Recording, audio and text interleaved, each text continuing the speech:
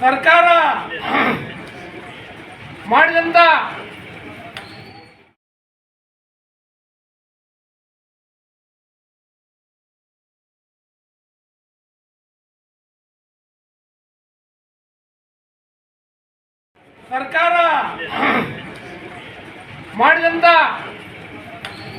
ಊಟದ ಜೋಳ, ಮೆಕ್ಕೆಜೋಳ, ಈರುಳ್ಳಿ ಬೇಕಾದ್ರೆ ನಾವು ರೈತರು ಹೊತ್ತು ಇದ್ರ ಬಗ್ಗೆ ಮಾತಾಡೋದು.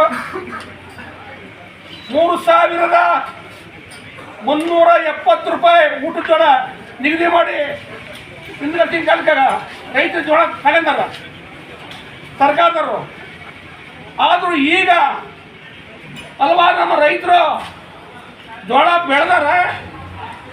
ಅವ್ರು ಬಂದು ಇವಾಗ ಮಾರ್ಕೆಟ್ನಲ್ಲಿ ಬಾಜಾರದಲ್ಲಿ 1,500, 1,800, 2,000 ಒಳಗೆ ನಮ್ಮ ರೈತರ ಜೋಳ ತಗೊಳಕತ್ತಾರ ವರ್ತಕರು ಮಾರ್ಕೆಟ್ನಾಗ. ಅದು ಆಟೆ ಈಗ ಗೌರ್ಮೆಂಟು ರೇಟು ಸರ್ಕಾರ ನಿಗದಿ ಮಾಡಿದಂಥ ರೇಟನ್ನು ಈಗ ಸದ್ಯಕ್ಕೆ ಓಪನ್ ಮಾಡಿಬಿಟ್ರೆ ನಮ್ಮ ರೈತರಿಗೆ ಅದು ಅನುಕೂಲ ಆಗತ್ತವ. ಕ್ವಿಂಟಾಲಿಗೆ 1,000 ಗಟ್ಟಲೆ, 1,000 ರೂಪಾಯಿ ಗಟ್ಟಲೆ ಕ್ವಿಂಟಾಲ್ಗೆ ನಮ್ಮ ರೈತರಿಗೆ ಅನ್ಯಾಯ ಆಗತ್ತೆ. ಇವಾಗ ಯಾಕೆ ಅನ್ಯಾಯ ಆಗತ್ತಪ್ಪ ಅಂದರೆ ಗೌರ್ಮೆಂಟ್ ರೇಟ್ ಇರೋದು 3,370 ರೂಪಾಯಿ. ಇವ್ರು ಇವಾಗ ಬಾಜಾರಲ್ಲಿ ತಗೊಳೋದು 1,500, 1,800, 2,000 ಒಳಗೆ. ಎಲ್ಲಿಂದ ಎಲ್ಲಿಗೆ ಲಾಸ್ ಕಮ್ಮಿ ಆಗತ್ತೆ. ರೈತರು ಎಷ್ಟು ಲಾಸ್ ಆಗತ್ತಮ್ಮ ನಮ್ಮ ರೈತರು ಯೋಜನೆ ಮಾಡೋಕ್ಕಾಯ್ತೆ. ನಮ್ಮ ರೈತರ ಬಗ್ಗೆನೇ ಮಾಡೋ ಚಳವಳಿಗಳಿಗೆ ಸುಮ್ಮನೆ ಅಲ್ಲೇ ನೋಡಿದ್ರೆ ಒಟ್ಟಾಗಿ ನಮ್ಮ ರೈತರು ತಿಳ್ಕೊಬೇಕು. ನಮ್ಮ ರೈತರದಲ್ಲ ಇವತ್ತು ಈರುಳ್ಳಿ ಹಾಕಂತ ನಮ್ಮ ರೈತರು ಏನು ಗತಿ ಆದ್ರೆ ಮತ್ತು ಯೋಚನೆ ಮಾಡಲ್ಲ. ಇವತ್ತು ಒಂದು ಎಕರೆಗೆ ಮಾಮೂಲಿ ಅಂದ್ರೆ 50,000 ಕಲ್ಪನೆ ಕೇಳ್ತಾರೆ. ಆದರೆ ಇವತ್ತು ರೇಟ್ ಇಲ್ಲ. ಎಲ್ಲಿ ಬೇಕಾದ್ರೆ ತಿಪ್ಪಿ ಹಾಕೋ ಪರಿಸ್ಥಿತಿ ಬರುತ್ತೆ ನಮ್ಮ ರೈತರು.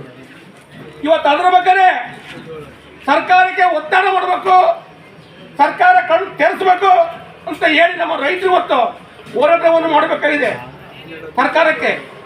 ಹಾಗಾಗಿ ತಕ್ಷಣವೇ ನಮ್ಮ ಸರ್ಕಾರ ನಾಳೆ ಜೋಳದ ಖರೀದಿ ಕೇಂದ್ರ ಓಪನ್ ಮಾಡ್ಬೇಕಂತ ಹೇಳಿ ನಾವು ತಹಸೀಲ್ದಾರ್ ಮುಖಾಂತರ, ಜಿಲ್ಲಾಧಿಕಾರಿ ಮುಖಾಂತರ ಸರ್ಕಾರಕ್ಕೆ ಮನವಿ ಪತ್ರವನ್ನು ಕೊಡ್ತಾ ಇದ್ದೀವಿ ಇವತ್ತು ಕೊಟ್ಟೂರು ತಾಲೂಕಿನಲ್ಲಿ. ಆದ ಕಾರಣ ಜೋಳದ ಬಗ್ಗೆ ಒಂದಂತ ಕೊಡೋದು, ಈರುಳ್ಳಿದು, ಮೆಕ್ಕೆಜೋಳ ಎಲ್ಲದು ರಾಗಿದು ಬಂದೆಲ್ಲ ಬಂತು ಇಂಪ್ಲಾಟಾಗಿ. ಇದು ನೋಡಿ ಜೋಳ ತಂದು ನಮ್ಮ ಬುದ್ಧಿವಂತರದ ವರ್ತಕರು ಅವ್ರು ಏನು ಮಾಡ್ತಾರಪ್ಪ ಅಂದರೆ ಈಗ ರೈತರು 1,800, 2,000 ತಗೊಂಡು ಒಂದು ಗೋಡಂಬಿಗೆ ಅಮೌಂಟ್ ಮಾಡ್ಕೊಂಡ್ಬಿಡ್ತಾರೆ.